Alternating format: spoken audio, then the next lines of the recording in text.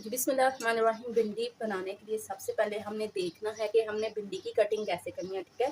अब जिस तरह हम भिंडी की कटिंग करते हैं इनका टेस्ट भी वैसा ही आता है, ठीक है। अगर आप छोटी कटिंग करेंगे तो इनका टेस्ट डिफरेंट होगा, ठीक है। तो अगर आप इस तरह ये देखिए इतनी कटिंग करेंगे ना तो इनका जो टेस्ट है वो डिफरेंट होगा। ये बहुत ही टेस्टी इस तरह अगर काटेंगे तो भिंडी बहुत ही टेस्टी और मज़े की बनेगी और बनाने में भी बहुत ही कम टाइम लगेगा। बहुत ही कम टाइम में ये जल्दी से भिंडी हमारी तैयार हो जाती है, ठीक है। तो चलिए जी सबसे पहले हमने भिंडी को फ्राई कर लेना है, ठीक है। तो चलते हैं फ्राई करते हैं।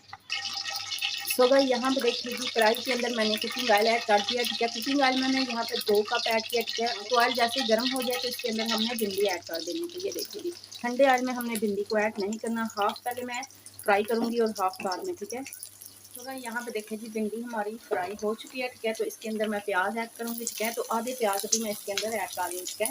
आधे प्याज हम बाद में दूसरी भिंडी के साथ ऐड करेंगे। मिक्स करते हैं और साथ ही इसके अंदर मैं थोड़ा सा ऐड करूँगी सोया सॉस, ठीक है। तकरीबन हाफ टी स्पून के करीब और हाफ टी स्पून के करीब इसके अंदर विनेगर ऐड करेंगे, यानी कि वाइट सिरका, ठीक है। इस तरह से मिक्स करते हैं। बहुत ही ज़बरदस्त और बहुत ही मज़े का टेस्ट आएगा, ठीक है। तो आप इस तरीके से ज़रूर ट्राई करिएगा, ठीक है। तो अब यहाँ पे देखिए जी इस टाइम पे आके मैं भिंडी को निकाल लूँगी, ठीक है। तो ये देखिए जी भिंडी को निकाल लेंगे, ठीक है। तो अब जो बाकी की भिंडी बची है उसे भी हमने फ्राई कर लेना है। तो भाई यहाँ पे देखिए जी ये वाली भिंडी भी फ्राई हो चुकी है, ठीक है। तो इसके अंदर भी मैं प्याज ऐड करूँगी। तो यहाँ पे देखिए जिसके अंदर भी प्याज ऐड किया है, ठीक है। और थोड़ा सा इसके अंदर भी सोया सॉस ऐड करेंगे, ठीक है। और थोड़ा सा विनेगर, ठीक है। मिक्स करते हैं, ठीक है।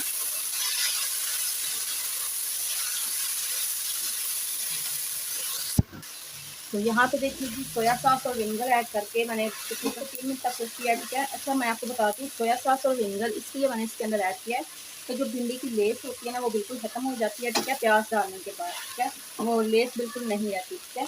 तो अब ये जो पहले वाली हमने भिंडी फ्राई करके रखी है ये भी इसके अंदर ऐड करते हैं, अच्छी तरह से मिक्स करते हैं, ठीक है।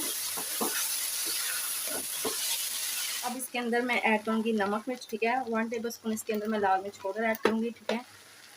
1 टीस्पून हल्दी ऐड करेंगे, 1½ टेबल स्पून नमक ऐड करेंगे, ठीक है। नमक मिर्च आप अपने टेस्ट के मुताबिक ऐड करिएगा। 1 टीस्पून कुटी हुई लाल मिर्च ऐड करेंगे, 1 टीस्पून जीरा ऐड करेंगे, 1 टीस्पून हाथ पे मसला हुआ साबुत धनिया ऐड करेंगे, ठीक है। तो अच्छी तरह से हमने मसालों को मिक्स करना है।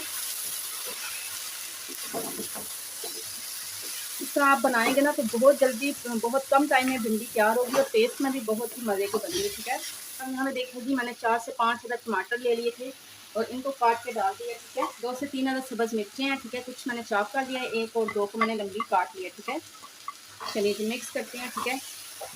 और फ्लेम को फुल ही हमने रखना है, फुल फ्लेम पे हमने 4 से 5 मिनट तक कुक करना है, ठीक है।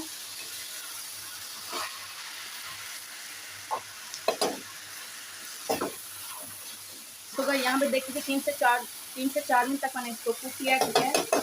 तो अब इसको मैं ऊपर से कवर करती हूँ, दम वाली फ्लेम पे हमने इसको 10 मिनट कुक करना है। तो यहाँ पे देखिए जी 10 मिनट हो चुके हैं, ठीक है। तो माशाल्लाह ज़बरदस्त सी भिंडी हमारी तैयार हो चुकी है, ठीक है। तो ये देखिए कितनी ज़बरदस्त और कितनी मज़ेदार मसाला प्याज भिंडी बन के तैयार हुई है, ठीक है। तो इस तरह आप इस तरीके से ज़रूर ट्राई करिएगा, ज़रूर बनाइएगा, बहुत टेस्टफुल और बहुत ही मज़े की बनती है, ठीक है। तो अब मैं 5 मिनट इसको फुल आंच पे कुक करूँगी, ठीक है। तो उसके बाद फिर मैं आपको डिश आउट करके दिखाती हूँ। तो माशाल्लाह यहाँ पे देखिए जी ज़बरदस्त सी भिंडी हमारी बन के तैयार हो गई है।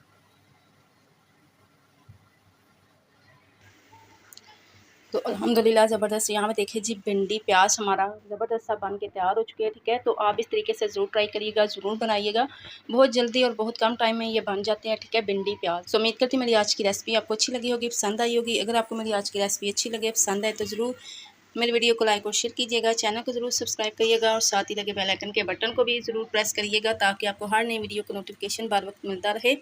अपना और अपनी फैमिली का ढेरों ख्याल रखिएगा, मुझे भी अपनी दुआ में याद रखिएगा। मिलेंगे फिर किसी नई रेसिपी के साथ किसी नई वीडियो में, तब तक के लिए अल्लाह हाफ़िज़।